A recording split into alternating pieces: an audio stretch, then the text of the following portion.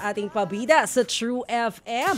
Ano nga ulit yung hinahanap natin, GDP? Ang hinahanap natin ay security guard na nakikinig sa atin sa radyo. So, ang instructions natin kanina mag-selfie ng video itong si Kuya Guard at isend sa Kuya or Ate Guard. Meron nga pala mga lady guards. Kuya or Ate Guard, mag-selfie ng video at ipakitang siya ay nakikinig sa atin. Pero bago natin kausapin ang ating winner, kasi nandiyan na siya, no? Panoorin muna natin yung hiningi natin kanina na video na nanonood siya, nakikinig sa True FM. Eto po. Sa ilang lugar sa Cebu, Vice President Sara Duterte handa raw balikan si Pangulong Marcos kung kinakailangan. Attorney Gary Roque itinangkin inaresto siya para sa kasong qualified human trafficking. Ang totoo raw, hindi siya pinabiyahe pa Austria dahil sa isyu ng kalusugan. Ilang senador, kongresista at maging ang mga diskaya posibleng makulong ngayong taon. Sa Sports 5, SBP wala pa raw kumpirmasyon kung makakalaro si Justin Brown sa City. Sa entertainment, ipinasinig na ang mga bagong programang Parang boses mo yan, sa GDP. 2020. Boses mo yun. Boses mo, narinig ko. Parang boses mo rin yung narinig ko. Boses natin yun, no? Nakikinig nga si Kuya Guard. Habang relax na nakaupo doon sa Chill si kanyang... Kuya, Chill lang. Si Brillo Troyo ng Bacoor, Cavite. Magandang umaga sa iyo, Brillo. Good morning, ma'am. Good morning. Anong palayaw mo, Brillo? Anong gusto mong itawag namin sa iyo? Pyong na lang po. Ha? Pyong. Pyong. Ayan, Pyong. Nako, ikaw ay 48 years old, may asawa at 4 na anak. Nako, gaano ka nakatagal na nakikinig dito sa atin sa True FM? 3 years na rin po. Wow, 3 years. So ano ba yung mga paborito mong programa dito sa atin? Aside of course sa Ted Filon at DJ Chacha. Yung ano po, yung tulad ng ganito po, yung pabida. Saka kay Ano? Jeff Pastor Eliscopides. Mga ano. Yung mga favorite mong segment kay Pastor Jeff Eliscopides. Ito po, nababakantihan ko kasi busy po dito sa duty. Hindi ko po napapakinggan minsan. Ay, ganun ba? Anong shift mo? Anong oras? Ano po, 7 to 4 po kami. 7 a.m. to 4 p.m. Opo. Oo. Saan ka naka-destino? Saan ka naka-station? Dito po sa Sterling Bank. Sa Cavite rin? Sa Cavite ka rin naka-station? Opo. Oo. So, Pyong, buti nakakapakinig ka. Hindi sila masyadong stricto dyan sa'yo. So, yan yung radyo yung kasama mo habang nagbabantay dyan sa Sterling Bank. Yun naman po kasi pag dito po sa labas, parking area, may lamesa po dito na pwedeng ng radyo. So, Pyong, kapag nanalo ka ng 2,000 pesos ngayong araw na to, ano bang plano mong gawin? Saan mo to gagastusin? Pang araw-araw po, tsaka pang araw-araw. Pagkakasin po sa school, mga anak ko. 4 ang anak mo di ba, Pyong? Nag-aaral ba silang 4? 3 na lang po. Ba't ilang taon na ba yung panganay mo? May asawa na yung panganay mo. Opo. Oo. Tapos, yung pangalawa? Pangalawa po, senior high na po. Tapos? Pangatlo po, grade 6. Grade 6. At ang bunso mo? Pangapat po, grade 5. Grade 5. So, 3 ang pinag-aaral mo ngayon? Opo. Oo. Sino ang katuwang mo sa pagpapaaral nitong 3 anak mo? Yung unang asawa ko po, na Nagbibigay din po ng pangsuporta.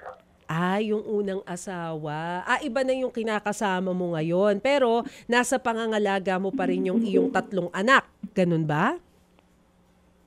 Opo, yung dalawa po nasa akin po talaga. Tapos yung isa, Ito po, nandun po sa inupahan ng mama niya sa ano lang po, kabilang kalye lang po namin. kasama ng mama niya. Hindi po, yung mama niya po nasa abroad po eh. Nasa abroad ang mama niya. So, sinong kasama nung isa mong anak? Sa ano lang po, sa mga tiyahin ko po.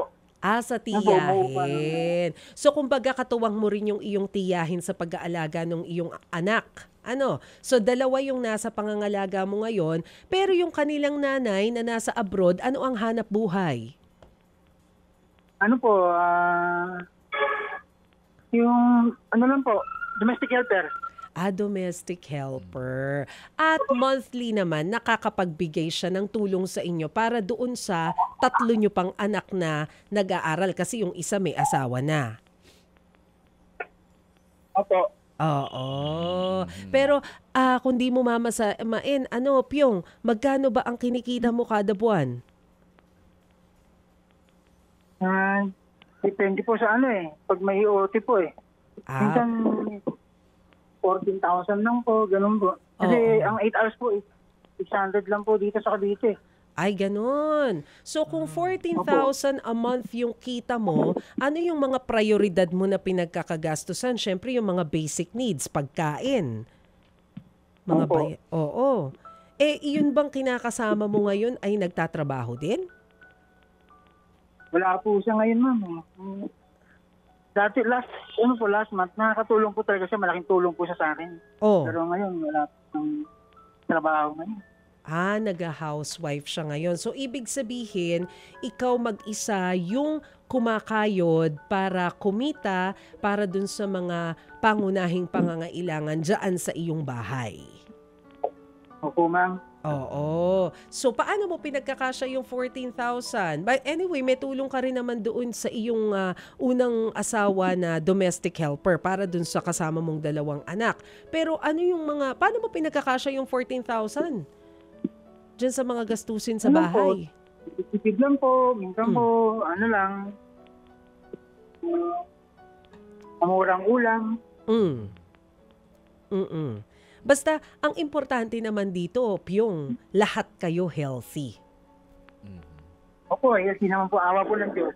Ay, ayun. Nagkakasya ba yung 14,000 mo o bitin pa rin? Pinagkakasya pa rin po. Kaya naman so far.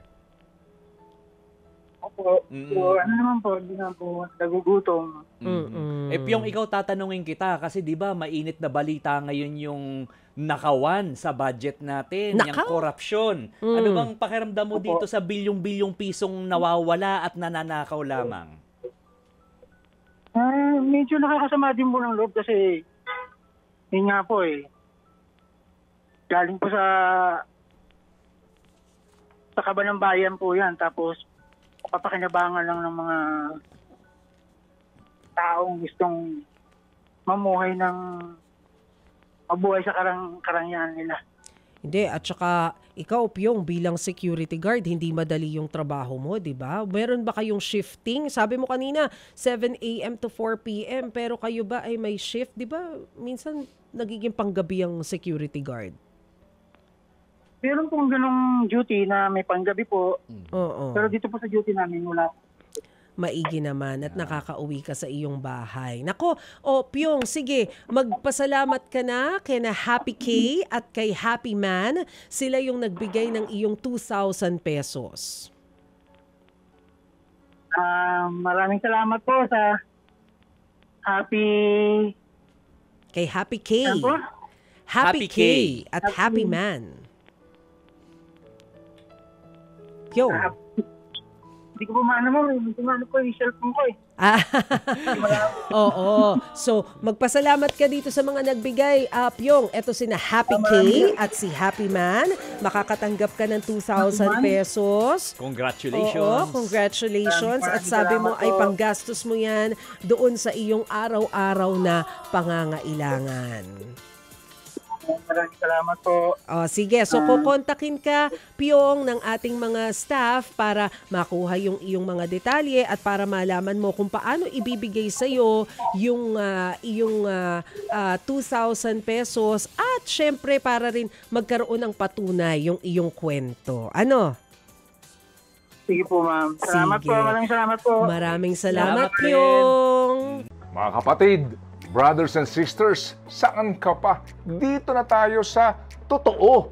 Dito na tayo sa True FM. Mga kapatid, mag-subscribe and follow po kayo sa social media accounts ng True Network PH. Yan po kami. Hanapin nyo lang True Network PH, Facebook, Instagram, YouTube, TikTok, and podcast. Mapa Apple or Spotify man yan, mahahanap nyo kami. Lahat ng mga napapanood at napapakinggan nyo po sa programa, nasa social media accounts namin yan. So, paano mga kapatid? See you sa social media!